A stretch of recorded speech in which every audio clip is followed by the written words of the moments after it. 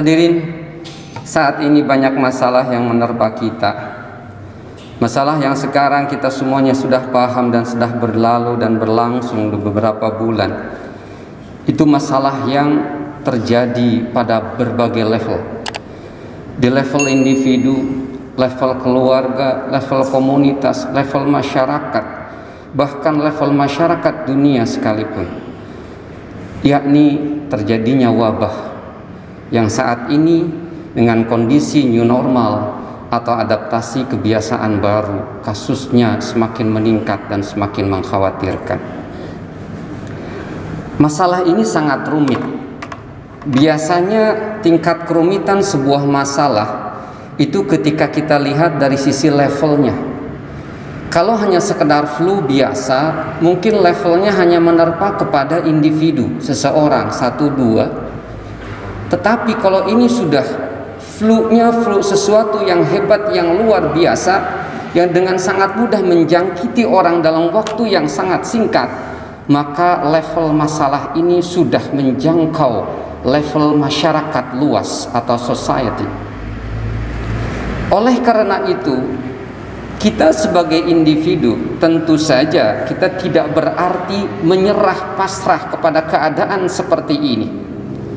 Ini adalah masalah kita bersama dan harus kita pecahkan secara bersama-sama, tidak bisa dipecahkan secara individu. Bagaimana kira-kira agama untuk menjawab permasalahan yang saat ini kita hadapi? Apa kata Islam? Ada ungkapan yang sangat menarik yang saya temukan, bahwa untuk menghadapi masalah, untuk menyelesaikan sebuah masalah, untuk merespon sebuah masalah secara tepat, maka rumusnya adalah dengan menggunakan strategi yang dinamakan duit. Duit, insya Allah dengan duit selesai. Apakah yang dimaksud saya duit itu adalah uang, money, atau finance? Ternyata duit yang saya maksud di sini adalah singkatan. Duit ini dari 4 kata D, U, I, dan T. D-nya yang pertama adalah doa. U yang kedua adalah usaha. Yang ketiga I, ikhtiar. Dan yang keempat T, tawakal.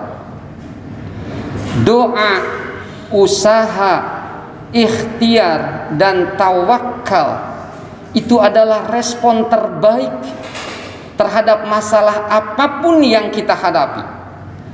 Baik masalah individu, masalah rumah tangga, masalah keluarga, masalah pekerjaan, masalah masyarakat, dan bahkan masalah dunia. Mari kita pecahkan satu persatu, para hadirin yang dimuliakan Allah. Yang pertama, tepat sekali, doa. Yang pertama harus kita lakukan ketika kita menghadapi masalah adalah kita pertama ke Allah dulu. Allah harus selalu didahulukan dan dipertamakan. Jangan pernah kita menduakan Allah.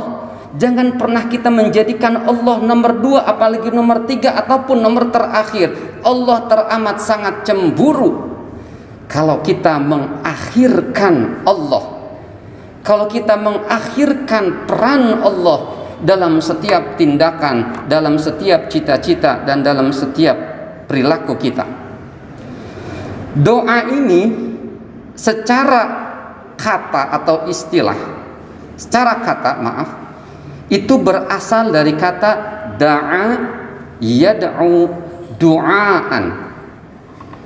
Da'a itu artinya memanggil, menyeru, meminta, memohon. Jadi doa ini mempunyai arti kita menyeru kepada Allah, kita memanggil-manggil kepada Allah, dan kita meminta kepada Allah. Meminta apa? Meminta sesuatu yang kita inginkan. Seperti wabah ini, saya bayangkan kalau setiap orang setiap saat mengangkat kedua tangannya kepada Allah, berdoa kepada Allah, maka insya Allah wabah ini akan segera tuntas. Karena dalam sebuah hadis dikatakan Allah itu sangat malu ketika ada orang yang beriman mengangkat kedua tangan, dan kemudian ketika orang itu menutup tangannya, dia tidak mendapatkan oleh-oleh apapun dari mengangkat tangan tersebut.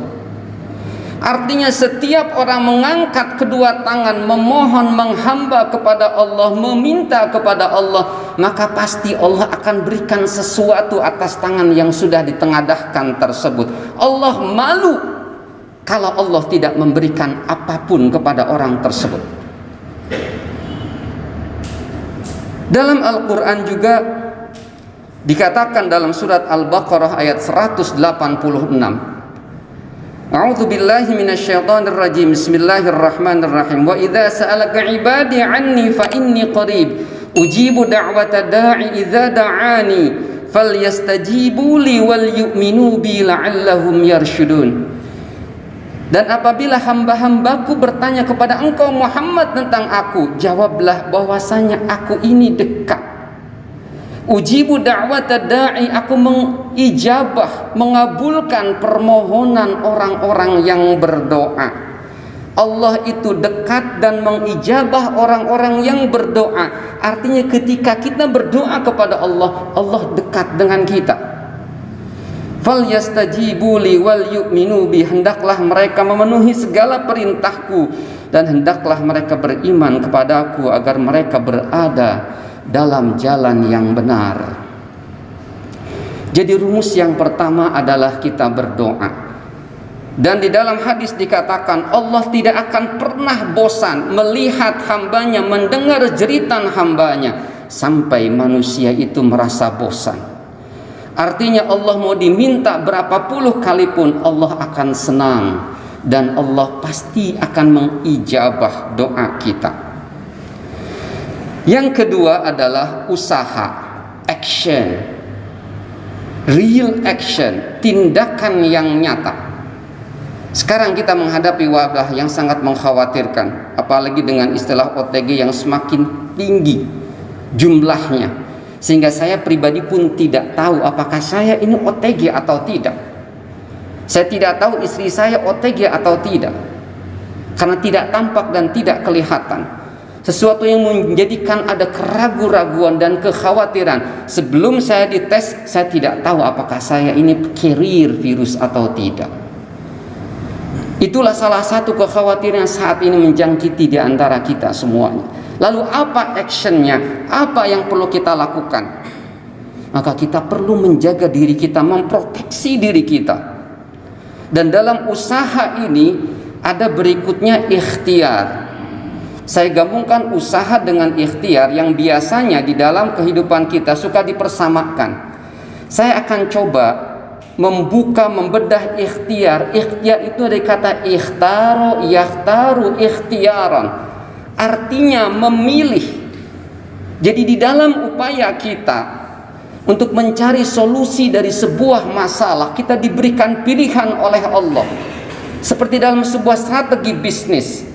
Ada yang strategi berorientasi kepada konsumen, ada strategi yang orientasinya kepada inovasi, ada strategi berorientasi kepada efisiensi biaya. Macam-macam pilihan bisa kita pilih. Inilah peran ikhtiar kita. Ketika kita menghadapi pandemi yang wallahu a'lam kapan ini akan berakhir, maka kita harus berupaya, dan upaya kita harus upaya yang cerdas, upaya yang berikhtiar, upaya yang memberikan sebuah pilihan yang tepat, strategi apa yang harus kita lakukan. Dan yang terakhir adalah tawakal. Tawakal itu dari kata tawakkala, ya tawakkalu tawakkulan. Artinya mewakilkan apapun yang kita miliki, yang kita inginkan, yang kita hajatkan, yang kita mintakan, mewakilkan semuanya kepada Allah. Jadi menempatkan Allah di depan kita. Kita hanya mampu berdoa, berupaya dan berikhtiar. Biarlah urusan berhasil atau tidak, kita serahkan kepada Allah. Biar Allah yang di depan kita, Allah yang akan membimbing perilaku kita menuju sesuatu yang terbaik, sebagaimana doa yang kita panjatkan. Doa pada hakikatnya adalah kita meminta kebaikan. Cuman banyak doa itu yang sifatnya subjektif. Karena kita melihat bahwa kebaikan kita itu adalah ketika kita menjadi orang kaya.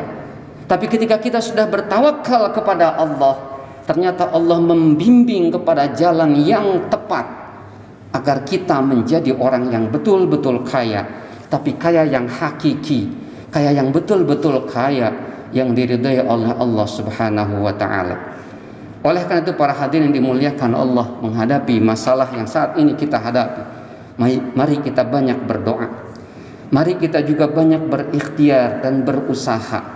Jangan pernah remehkan sesuatu yang sudah menjadi standar perilaku di musim wabah seperti ini. Seperti banyak cuci tangan, seperti menggunakan masker, seperti tidak banyak bersalaman, seperti tidak berkerumun. Itu adalah bentuk upaya dan ikhtiar kita setelah kita berdoa kepada Allah Ta'ala. Dan kemudian untuk menenangkan hati kita, kita bertawakal kepada Allah, kita menyerahkan apapun yang kita inginkan, dan nasib kita di tangan Allah Subhanahu wa ta'ala.